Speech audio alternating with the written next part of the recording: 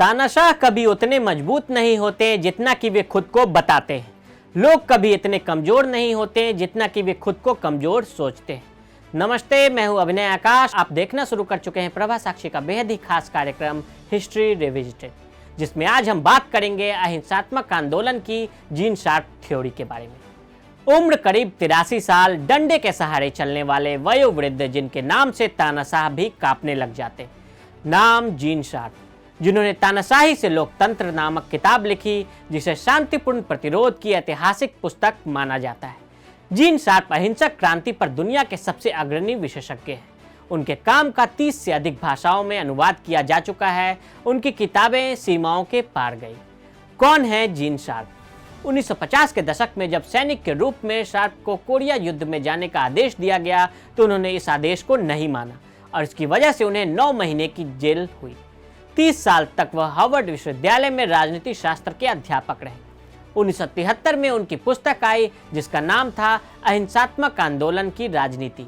Venezuela, Iran या Burma में उनके खिलाफ CIA एजेंट होने के आरोप लगाए गए। इसके जवाब में एक थकी सी मुस्कान के साथ वह कहते हैं, मैं कभी भी किसी सरकार से हाथ मिलाकर नहीं चलूंगा। और हाँ, अपनी पुस्तकों से उन्होंने एक पैसा भी नहीं कमाया है। उनके 2 आदर्श पुरुष हैं, महात्मा गांधी और मार्टिन लूथर किंग। उन्होंने एक किताब लिखी थी, the politics of non violent action, जिसमें बताया कि सरकारों को कैसे अहिंसक और लोकतांत्रिक तरीके से ध्वस्त किया जा सकता है।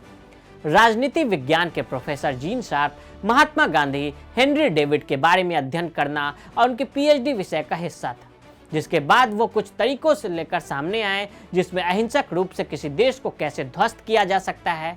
अगर हम इसे पहली नज़र में देखें तो यह आंदोलन हमें अहिंसक, लोकतांत्रिक और एक वैध मांगों को पूरा करने वाला चित्रण। जीन शार्प के विचार गांधी, डेविड के ऊपर गहन अध्ययन और अन्य स्रोतों से प्रेरित है। शार्प ने 1972 में प्रकाशित पुस्तक the politics of non violent action के फुटनोट्स में इस बात का जिक्र किया है, जो कि उनके 1968 के शोध पत्र का हिस्सा रहा। उन्होंने स्वयं की लिखी पुस्तक 3 volume classes on civil disobedience में एक व्यवहारिक राजनीतिक विश्लेषणों के माध्यम से किसी विवाद में अहिंसा का मार्ग अपनाकर कैसे कार्रवाई की जा सकती है, इसे बताया है। कुछ लोग उन्हें अहिंसा का मैकियावेली कहते हैं, जबकि अन्य उन्हें अहिंसक रणनीतिकार कहते हैं। जीन शार्प का नुस्खा है, सबसे पहले पता लगाओ कि सरकार कहाँ मजबूत है और कहाँ कमजोर। वह कहना नहीं भूलते हैं कि हर तानाशाही की कमजोरियाँ होती हैं और उनकी सबसे बड़ी सीख है कि अपनी आज़ादी की खातिर हिंसा के बदले अहिंसक प्रतिरोध। मिस्र का आंदोलन। मिस्र और ट्यूनीशिया में जिस तरह से अहिंसक आंदोलन हुए और जिस तरह से आंदोलन का नेतृत्व किया गया, उससे पूरी दुनिया हैरान थी। जब साल 2011 में काहिरा में तहरीर स्क्वायर पर 2.5 लाख लोगों ने जमा होकर राष्ट्रपति होस्नी मुबारक से सत्ता छोड़ने की मांग की, मिस्र में अनुवाद पुस्तिकाएं वितरित की गई। पर्चे के जरिए तानाशाही के दिल पर हमला करने का संदेश दिया गया। इससे आम लोग काफ़ी प्रभावित हुए।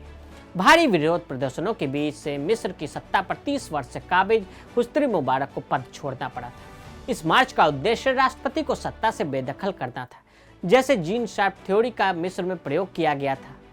जीन शार्प संयुक्त राष्ट्र अमेरिका के एक बुजुर्ग आधुनिक गांधीवाद विचारक और अहिंसा के प्रस्ताव बाद की रिपोर्टों के अनुसार मिस्र और ट्यूनीशिया में लोकप्रिय विद्रोह के लिए प्रेरणा का स्रोत थे।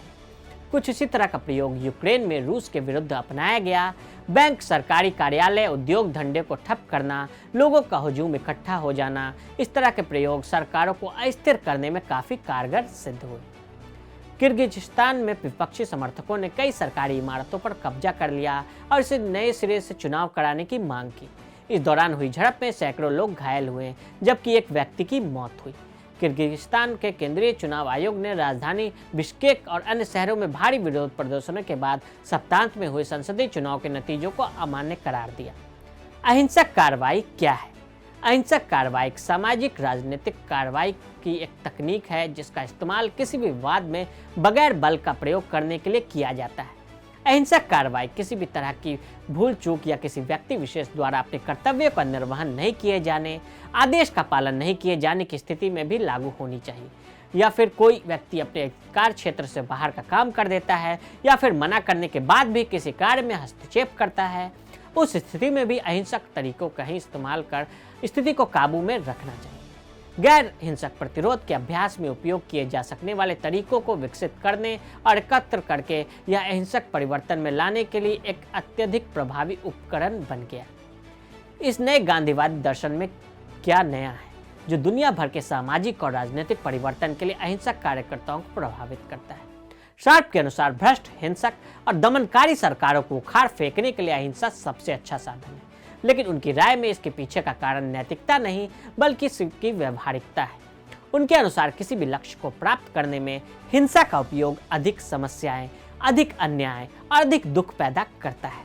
इसलिए अन्यायपूर्ण सरकार के खिलाफ सबसे प्रभावी उपकरण अहिंसक कार्रवाई है। इतिहास का विश्लेषण करते हुए वह कहते हैं कि अहिंसक विपक्ष को अत्यधिक समर्पण, साहस और कड़ी मेहनत की आवश्यकता है। हालांकि अहिंसा को हाल ही में विरोध का सबसे अच्छा हथियार माना गया है, क्योंकि अहिंसात्मक विरोधों की शायद ही कभी महिमा हुई। उस तुलना में योद्धाओं, आतंकवादियों और उनके नाटकीय काम के उदाहरण भविष्य की पीढ़ियों को दिए गए थे। शार्प के अनुसार इतिहासकार भी मानते हैं कि सांस्कृतिक मान्यताओं के अनुसार हिंसा ही संघर्ष का एकमात्र समाधान है। शासक वर्ग की मिलीभगत से उन्हें लोगों को अपनी अव्यक्त शक्तियों के बारे में अंधेरे में रखने की साजिश रची। उनका मानना है कि इसके अलावा पश्चिमी संस्कृतियां हमेशा हिंसा की शिकार रहीं और आज एक नए दृष्टिकोण की आवश्यकता है। इस नए दृष्टिकोण को अपनाने का समय आ गया है। किताब के अनुसार जीन शार्प थ्योरी के कुछ तरीके: पुलिस पर पत्थरबाजी करना, सुरक्षा बलों पर पत्थरबाजी करना, सुरक्षा बलों के रास्ते में रुकावटें पैदा करना जिससे वह अपनी मंजिल तक नहीं पहुंच सके, फायर ब्रिगेड की गाड़ियों को पहले जलाने के पश्चात दुकानों, गाड़ियों और घरों को आसानी से निशाना बनाया जा सके। इस तरह की घटना आपको सुनी सुनी और कुछ कुछ देखी देखी सी महसूस हो रही है। इस जीन शार्प थ्योरी के कई देशों की सरकार को गिराने का काम किया गया है। उत्तर पूर्वी दिल्ली में हुए दंगों में भी कुछ इस तरह की पत्थरबाजी, आगजनी और प्रशासनिक व्यवस्था में रुकावटें पैदा करने की बात देखने को मिली थी। दिल्ली में धार्मिक दंगे की आड़ में एक तरह का सरकार को ध्वस्त करने का प्रयोग किया गया। सरकारी तंत्र को प्रभावी कर राष्ट्रीय राजधानी को पंगु बनाना, जो कुछ भी घटित हुआ वो एक षड्यंत्र का हिस्सा रहा और ये 70-80 जीन शार्प मेथड में से एक है। प्रदर्शन में महिलाओं और बच्चों को आगे कर देना, आम रास्ता और सड़कों को जाम कर आवागमन को बाधित करना, ये सारे जीन शार्प थ्योरी का हिस्सा है। जीन शार्प की किताब में कई बातों पर जोर दिया गया, जैसे फर्जी खबरें फैलाना, नेगेटिव ट्रेंड चलाया जाना और लोगों को गुमराह करना, अपने ही लोगों को सरकार के खिलाफ खड़ा करने के लिए मीडिया का उपयोग करना, उन्हें सरकार के खिलाफ खड़ा कर दिया जाए, यही जीन शार्प थ्योरी है। लेकिन भारत के लिहाजे से देखा जाए तो ना तो यहाँ तानाशाही है, ना ही यहाँ पर इस थ्योरी के प्रयोग कारगर सिद्ध होने की संभावना है। हालिया शाहीन बाग में सड़क को ब्लॉक कर प्रदर्शन की बात हो या उसके बाद कई जगहों पर छोटे छोटे शाहीन बाग बनाने की कवायद, इसकी गंभीरता को भांपते हुए पहले ही देश के प्रधानमंत्री ने इसे संयोग नहीं प्रयोग की संज्ञा दी थी। मुस्लिम समाज के बुद्धिजीवियों से लेकर समाज के अन्य सभी वर्गों के महत्वपूर्ण लोग धरने को खत्म करने के लिए हाथ जोड़ रहे थे, पर धरना देने वाले औरतें किसी की भी सुनने को तैयार ही नहीं थी। शाहीन बाग में कुछ दिग्भ्रमित समाज विरोधी तत्वों के द्वारा बैठा दी गई औरतों ने बाद में पूरी सड़क को ही घेर लिया और फिर अपनी जगह से हिलने के लिए तैयार ही नहीं थी। प्रधानमंत्री नरेंद्र मोदी और गृह मंत्री अमित शाह तो बार बार यह कह ही रहे थे भारत के नागरिकों पर CAA या NRC का कोई असर नहीं होगा। इसके बावजूद शाहीन बाग की आदरणीय दादियां टस से मस होने के लिए तैयार नहीं थी। इनकी जीत तब तो सारी सीमाओं को पार कर गई जब कोरोना काल में जनता कर्फ्यू के आह्वान के समय भी धरना स्थल पर वे मौजूद रहे। आखिर जब ये नहीं हट रही थी तो दिल्ली पुलिस ने इसे गैर कानूनी धरने को जबरदस्ती हटा दिया।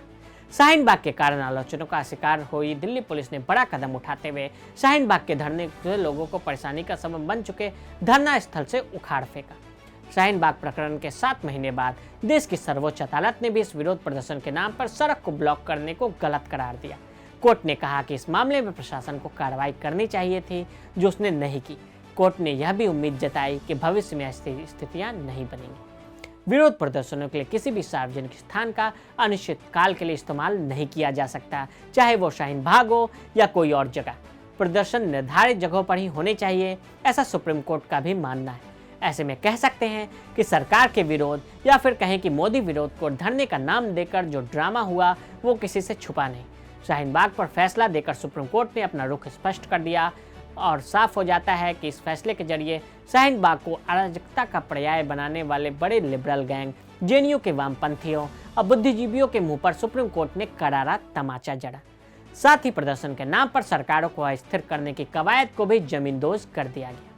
तो आज हमने अहिंसात्मक आंदोलन के जरिए किसी भी देश की सरकार को गिराने के जीन शार्प के सिद्धांतों के बारे में पूरा विश्लेषण किया। आज के लिए दे इजाजत, और ऐसे ही रिपोर्ट्स को देखने के लिए प्रभा साक्षी के साथ लगातार बने रहें। वीडियो को देखने के लिए फेसबुक और ट्विटर पर हमें फॉलो करें, यूट्यूब पर प्रभा साक्षी को सब्सक्राइब करें।